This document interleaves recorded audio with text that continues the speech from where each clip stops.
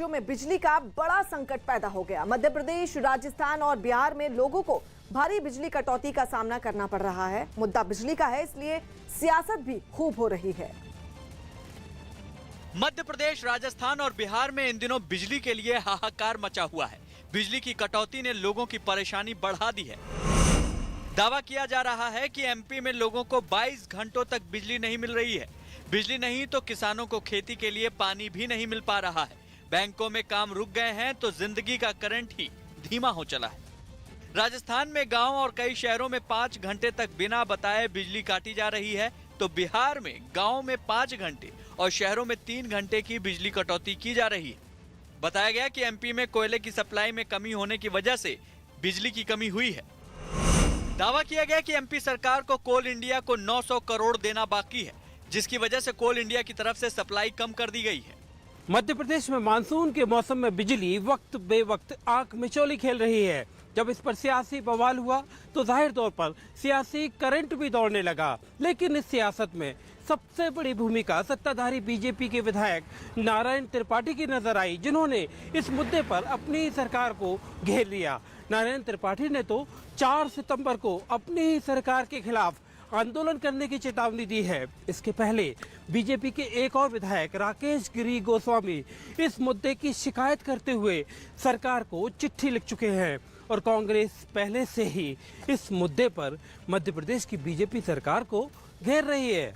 BJP विधायक नारायण त्रिपाठी ने राज्य सरकार से बिजली विभाग पर सख्त कार्रवाई करने की मांग भी उठा दी। अधिकारी इतना झूठ बोल रहे हैं कि भारतीय जनता पार्टी को इसके परिणाम भोगना पड़ेगा, बहुत बड़ा नुकसान होगा। लेकिन राज्य सरकार का दावा है कि पैसों का भुगतान नहीं होने की वजह से बिजली संकट पैदा नहीं हुआ है। वर्षा के कारण कोल इंडिया की जितनी खदानों में पानी भर गया। अब आपसे मैं कहना चाहता हूं कि राजस्थान से हम बेहतर स्थिति में, महाराष्ट्र से हम ज्यादा अच्छी बेहतर स्थिति में।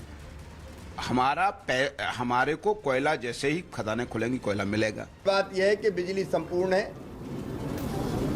दिक्कत इसलिए है, जनता को भी जानकारी आपके माध्यम से दे रहा हूं, नर्मदा के बांध खाली है।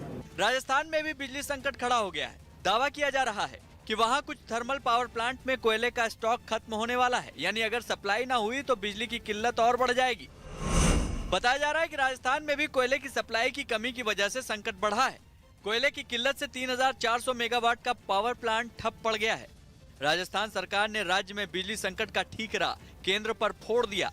साथ साथ कोल इंडिया की दोनों कंपनियों से हमको जो हमारा एग्रीमेंट है उसके अनुसार कोयला मिलेगा, तो निश्चित रूप से राजस्थान में हम बिजली की आपूर्ति में कोई कमी नहीं आने देंगे। बिजली संकट के मामले में बिहार भी पीछे नहीं है। दावा किया जा रहा है कि बिहार का हाल इसलिए खराब हुआ क्योंकि बारिश और बाढ़ के कारण कोयले की खदानों में पानी भर गया, जिससे कोयले की सप्लाई में कमी आ गई है, जिसका असर बिजली उत्पादन पर पड़ रहा है।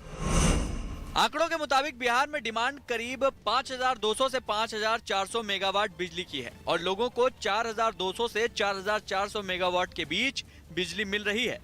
हालत यह है कि बिहार को 200 मेगावाट बिजली नेपाल से लेना पड़ रहा है। ये क्राइसिस होते रहता है। कभी ट्रांसमिशन लाइन में गड़बड़ी हो गई, कोई पेड़ गिर गया, बारिश हो गई तो कोयला खदान में पानी चला गया, जनरेशन भी घट जाता है। तो ये सब प्रॉब्लम नॉर्मल है, कोई विशेष खतरनाक स्थिति की स्थिति नहीं है। 3 राज्यों में बिजली संकट पैदा हुआ तो एनटीपीसी ने भी बयान जारी कर दावा किया कि ऐसे हालात बिजली की मांग बढ़ाने की वजह से हुए हैं, जो कि पिछले साल की तुलना में